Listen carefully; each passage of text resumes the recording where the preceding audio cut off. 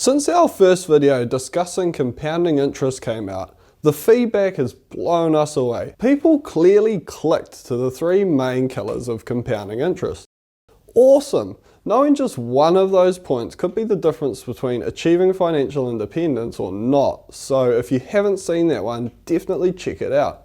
Having said that, there were still common questions that we would get, going something like, how do we set up compounding though? Where can I go to get it? Do I need a broker to set it up for me? Okay team, so the job is not quite done. Luckily, we've discovered a clever new way of thinking about investing that we're going to show you in this video using a kind of strange example. Most people understand what a side hustle is, but could you use a side hustle to ensure your future financial independence?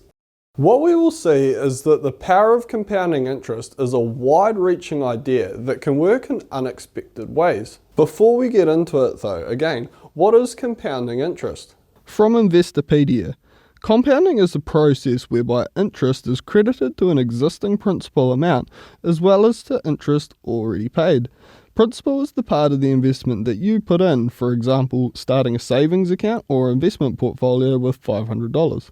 Compounding happens after we get a return on our investment, for example, interest on a savings account, or for an investment portfolio, it might just have gone up in value.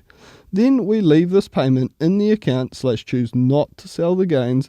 This stage is called reinvestment, which will be important in our example later on. And then at the end of next year, if we get the same percentage return as last time, that comes on top of our principal, the $500, but also on the part of the balance that came from interest.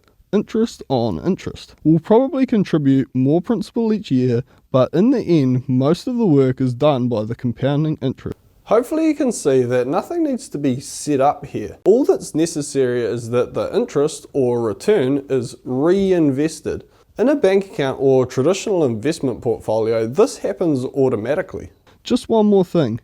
The expected percentage return of the reinvestment must be the same as the original.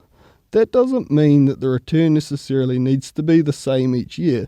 It's more just that our chances of getting that return stay the same with the extra dollars in the account. This will all make a lot of sense in the example we're about to see.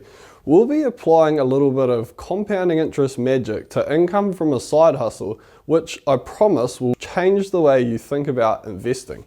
A friend of mine who watched our compounding interest video said to me though, yeah, I get the point about needing to get up around a 10% return, but that stock market stuff doesn't sound that exciting when I can get 100% return in 2 years selling sheep on my farm. Fair enough.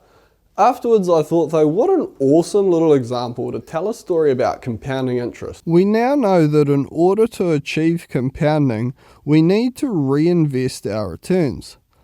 In the sheep example, this would mean that when my friend sells his sheep after 2 years, he would need to take all of the proceeds and use them to buy more sheep, then continue this process until he's ready to retire. Doing this, we can see that the returns are amazing. Under this compounding approach, my friend takes his $500 and turns it into $262 million after 40 years. Not bad. Compared to this, a $500 investment portfolio returning $20,000 over the same time horizon looks like basically a flat line by comparison. His operations do grow to be quite substantial though, ending up with 1,048,000 sheep. Pretty standard for a Kiwi, I hear someone in the comment section already.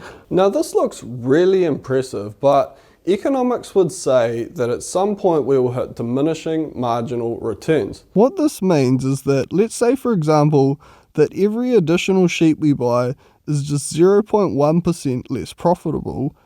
Eventually, we hit a point where the benefit of increasing the size of our farm by one more sheep reaches zero, and as we are not able to reinvest our returns, the process of compounding breaks down.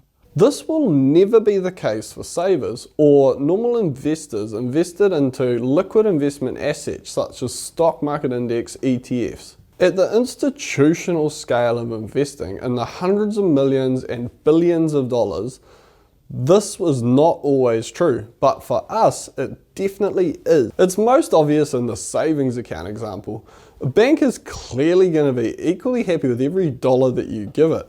Just like a $1 trillion company won't be too bothered if you want to buy or sell a few $1 million worth of its shares.